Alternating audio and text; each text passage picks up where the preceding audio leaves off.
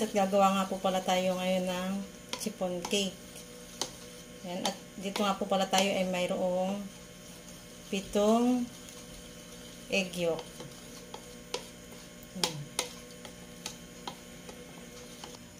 Lalagyan din po natin ng 3/4 cup of sugar, white sugar po.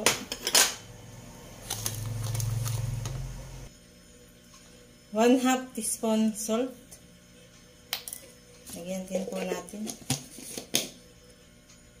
Lagyan din po natin ng 1 teaspoon vanilla.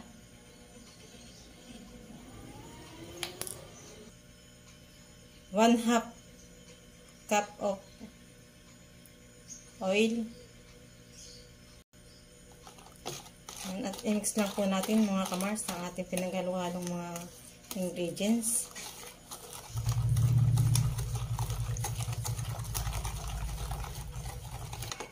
I-mix lang po natin ng ayos. Lagyan na rin po natin yung all-purpose flour.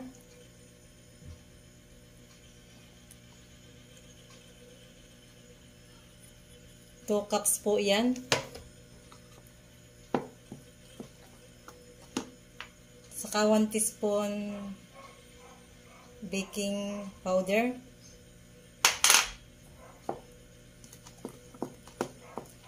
Mix lang po natin.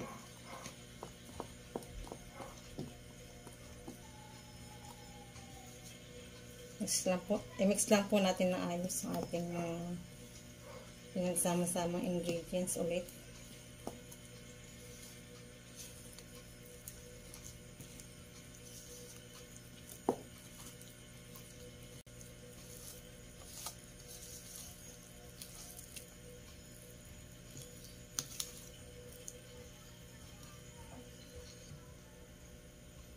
Nalagyan din po natin mga ka-Mars ng evaporated milk.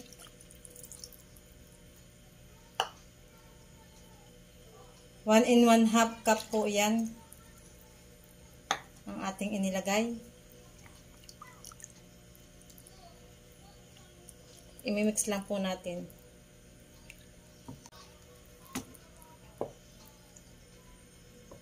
Mix lang po natin ng ayos mga ka-Mars ang ating pinaghalo-halong mga sangkap o mga ingredients.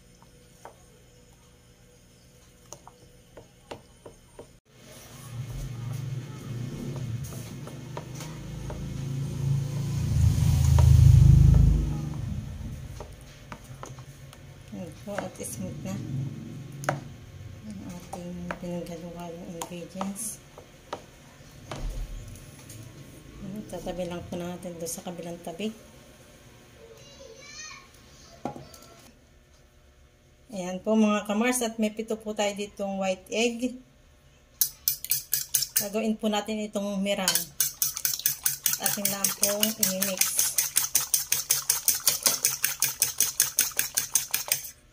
Nakita kong dumi. Yan, bawal nga po pala itong malagyan ng dilaw na itlog. Saka yung basa na inyong pag-i-mix ay inyong pong pupunasan para po mabuo po yung ating meringue na gagawin. Yung meringue. Yan, nakikita na ninyo po, nagbabubbles na. Masakit nga lang po sa braso, pero tsaga lang po mga ka-Mars ang pag-mix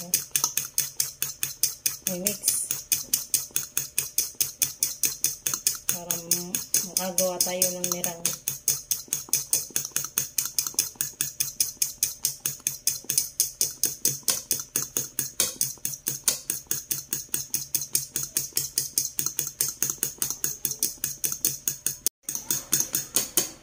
Ayan, at tinap mo na nagpak.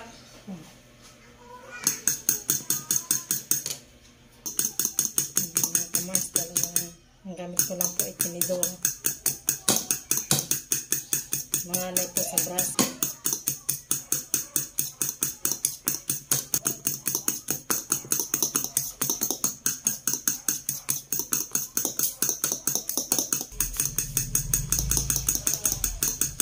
Ayan mga kamars, at maglalagay din po tayo ng 3/4 cup white sugar.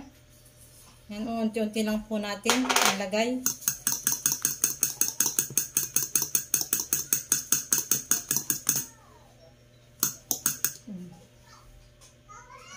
Hindi po siya nabagsak.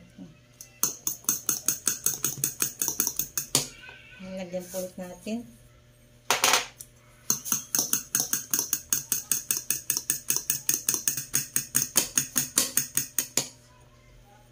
Lagyan ulit po natin. Lahat na po natin.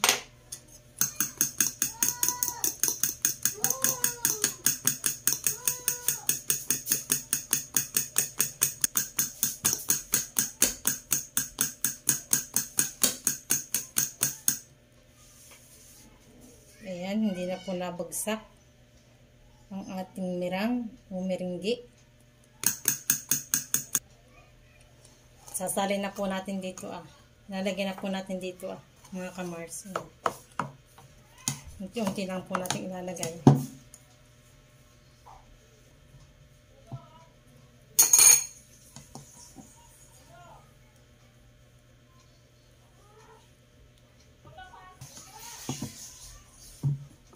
Haluin po natin. I-mix natin dito sa ating ginawang ating po pinagsama-sama ang mga ingredients. Nalagay po ulit natin. Hindi natin po ilalahat. Dahan-dahan lang po natin i-mix. Lalagay ng mirang.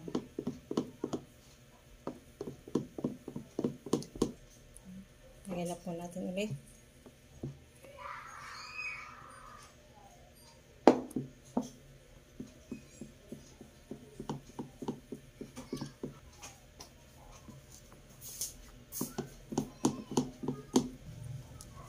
Naglalahat na po natin.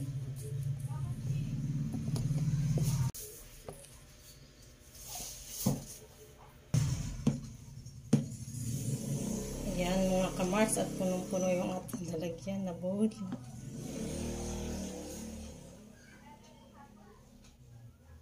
Dahan-dahan natin i-mix ang ating pinaghalu-halong mga sangkap o mga ingredients.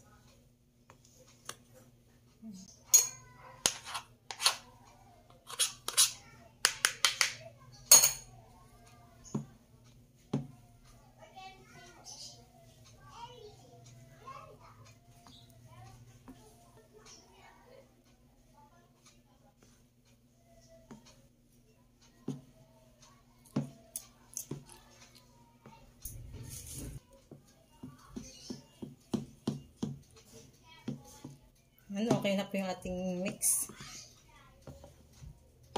Okay na po yung pagkakamix natin. At ilalagay na po natin sa molder. Nga po palang ating pan ay nilagyan natin ng parchment paper para po hindi dumikit. Sasalin na po natin.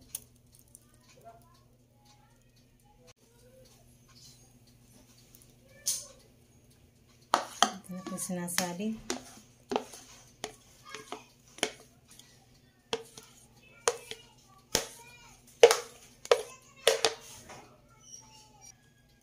Sasaklang na po natin mga kamar. At naisaklang na po natin sa oven.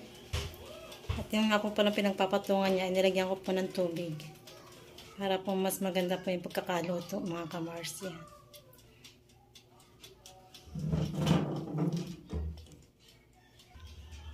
After nga po pala ng 45 minutes ay luto na po yan.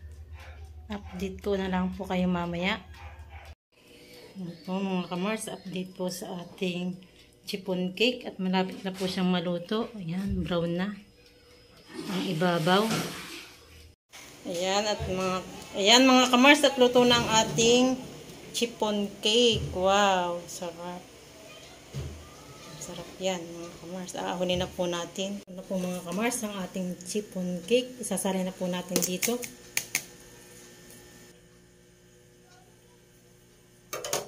Mga kamars, hati na po natin. chiffon cake.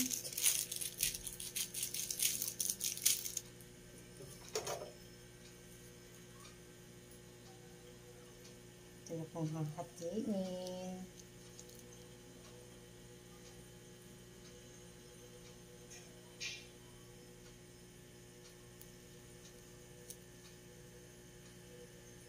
Talaga naman pong fluffy ang ating chiffon cake. Malambot na malambot.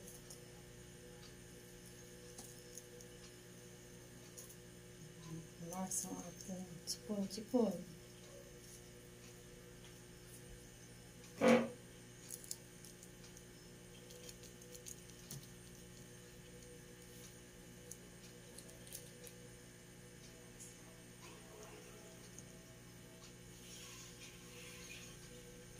Wow, sarap. Ayan, tapos na po nating hatiin. Slice. At atin na pong titikman ang ating chiffon cake. Talaga naman pong malambot. Fluffy.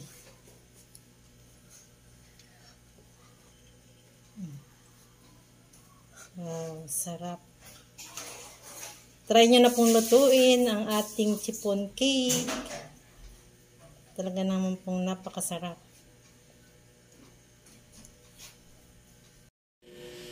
Yan na po yung ating cake at nahati ko na. Chiffon cake. Talaga naman pong fluffy. Ang ating cake. Chiffon cake.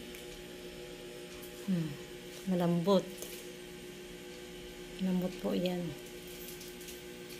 Malambot po yan mga kamars. Try na po ninyong lutuin.